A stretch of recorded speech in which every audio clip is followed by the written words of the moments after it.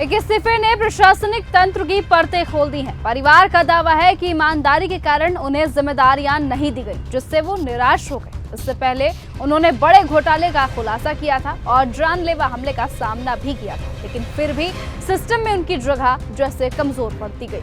अब ये मामला केवल एक व्यक्ति का नहीं, बल्कि उस तंत्र का प्रतीक बन गया है जहां सच्चाई और ईमानदारी संघर्ष करती हुई नजर आती है। क्या कुछ हुआ है उत्तर प्रदेश में, जहां एक इस्तीफे ने पूरे सरकारी तंत्र की नींद उड़ाकर रख दी है। आइए एक नजर डालें इस खास रिपोर्ट पर। आप देख रहे हैं न्यूज गंगा और मैं हूं आपके साथ निशा भारद्वाज। उत्तर प्रदेश कैडर से 2022 बेंच के IAS अधिकारी रिंकू सिंह राही के इस्तीफे ने प्रशासनिक व्यवस्था पर गंभीर सवाल खड़े कर दिए हैं। उनके पिता सौदान सिंह राही ने राष्ट्रपति से भावुक अपील करते हुए कहा कि उनके बेटे ने हमेशा ईमानदारी का रास्ता चुना है, लेकिन उसे काम नहीं दिया गया। एक ऐसे सिस्टम में जहां मेहनत और निष्ठा की बात होती है, वहां एक ईमानदार अफसर का खुद को असहाय महसूस करना चिंता का विषय है। पिता ने अपनी आर्थिक स्थिति और संघर्ष का जिक्र करते हुए कहा कि उनके पास संपत्ति नहीं, केवल ईमान है। ये मामला अब सिर्फ एक व्यक्ति का नहीं, बल्कि पूरे प्रशासनिक ढांचे की सच्चाई को लेकर सामने आया है। कौन है रिंकू सिंह राही और उनका संघर्ष, आइए बताते हैं। रिंकू सिंह राही की कहानी सिर्फ एक अफसर की नहीं, बल्कि हिम्मत और ईमानदारी की मिसाल है।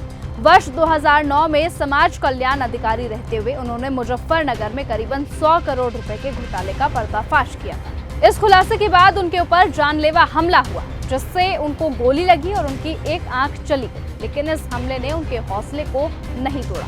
उन्होंने संघर्ष जारी रखा और बाद में IAS परीक्षा पास कर देश सेवा का संकल्प लिया। उनका जीवन ये बताता है कि सच्चाई के रास्ते पर चलना आसान नहीं है, लेकिन वो रास्ता ही समाज को सही दिशा देता है। फिर क्यों चर्चा में है रिंकू सिंह और उनकी लड़ाई? दरअसल आज रिंकू सिंह राही फिर चर्चाओं में है, लेकिन इस बार वजह उनकी उपलब्धि नहीं, बल्कि सिस्टम से निराशा है। उनके पिता का कहना है कि रिंकू को उनकी ईमानदारी के कारण काम नहीं दिया जा रहा था, जिससे वो मानसिक रूप से परेशान थे और अंततः उन्होंने इस्तीफा दे दिया। वो उसको काम नहीं दे रहे हैं, बता रहे हैं। वो कह रहे थे काम नहीं दे रहे हैं। वो देशभक्त का आदमी है, ईमानदार आदमी है, मेहनती आदमी है। जिस किसी आदमी को मेहनत करने की काम नहीं देते हैं। 2009 में समाज कल्याण अधिकारी था, जब 100 करोड़ घोटाला निकाला था उसने मुजफ्फरनगर में। उसकी एक आंख चली गई, झगड़ा चला गया और फिर भी हिम्मत नहीं हारी। 2023 में IAS निकाली उसने। मेहनत, देखिए मेहनत, ईमानदारी और जज्बा तो है ही है उसमें। हमें गर्व है उस पर कि जो निर्णय लेता है तो देश हित में ही लेता है। ये सवाल उठाने को मजबूर करता है कि क्या एक ईमानदार अधिकारी के लिए सिस्टम में जगह नहीं बची है?